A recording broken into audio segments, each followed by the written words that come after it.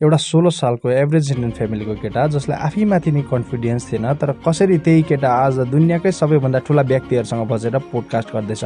Yes, we are talking about the India's most successful podcaster Raj Shamani. तर आज हामी उनको बायोग्राफी होइन, उनकै माइन्डसेटलाई डिकोड गर्नेवाला छौँ कि त्यो कुन कुराहरू हो जसले गर्दा राज समानीले आफ्नो गोल अचिभ गर्न हेल्प गर्यो।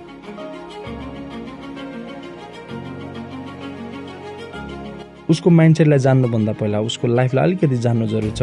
राजको जन्म मध्य प्रदेशको इन्दोरमा भएको थियो। राजको फ्यामिली न धेरै धनी थिए न धेरै गरिब थिए। He was from typical middle class Indian family.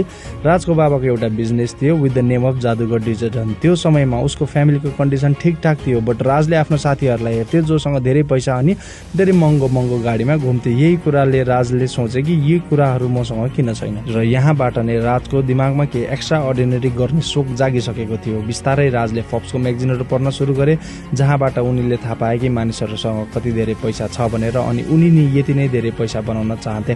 अनि 16 सालको उमेरमा ज्यादा मान्छेहरूलाई के गर्नुपर्छ भन्ने कुरा थाहा हुँदैन, त्यही जग्गामा राजले आफ्नो बिजनेसमा एन्ट्री लिइसकेको थियो। राजले आफ्नो बाबासँग डिटर्जेन्ट फ्याक्ट्रीमा काम गर्न सुरु गरे अनि यो चिज सक्सेसफुल साबित भयो अनि केही समयमै राजको बिजनेस स्केल अप भयो।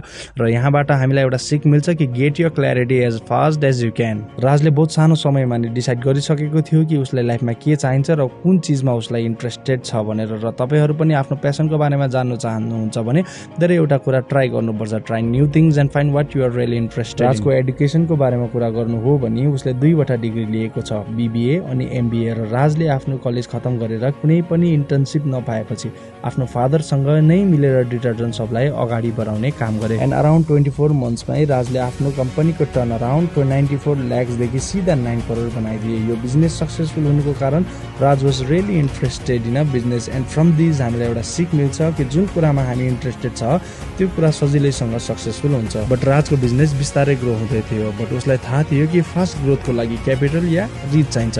And then he entered in a social media आफ्नो बिजनेस जर्नीलाई डकुमेन्ट गर्न, अनि साथसाथमा उनले अनलाइन नलेज पनि दिन लाग्यो। तर तपाईँहरू जान्नुहुन्छ राजलाई सोसियल मिडियामा किन यति सजिलै सक्सेस पाए? The answer is the silence over spotlight. राजको कन्टेन्ट सुरुदेखि नै एकदमै धेरै अथेन्टिक थियो। उसले भिडियोमा यस्ता क्वेसन्सहरू सोधे जो एउटा मामुली मान्छेहरूको जरुरत थियो। यही कारणले मान्छेहरू राजसँग सजिलैसँग कनेक्टेड हुन सके। राजको कम्युनिकेसन स्किल सुरुमा एकदमै राम्रो थिएन, बट कन्टिन्युस प्र्याक्टिसले गर्दा आज उनको कम्युनिकेसन स्किल कस्तो छ भनेर हामीले उनका भिडियोमा देख्न सक्छौँ, जसले गर्दा उनको भिडियोमा मिलियन्स अफ भ्युज आउँछ। And the last thing is value over view. सुरुदेखि नै राजले आफ्नो भिडियोमा भ्याल्यु प्रोभाइड गर्न सुरु गरिसकेका थिए। हामीले उनका पुरानो भिडियोमा नि देख्न सक्छौँ। यही सब कुराहरूले गर्दा आज राज समानी इन्डियाकै सबैभन्दा सक्सेसफुल पोडकास्टर बन्न सफल बनेका छन्। अगर तपाईँहरू यो भिडियो हेर्नु हुँदैछ भने यो भिडियोलाई लाइक गरेर च्यानललाई सब्सक्राइब गरिदिनुहोस्। See you in the next video. Bye by.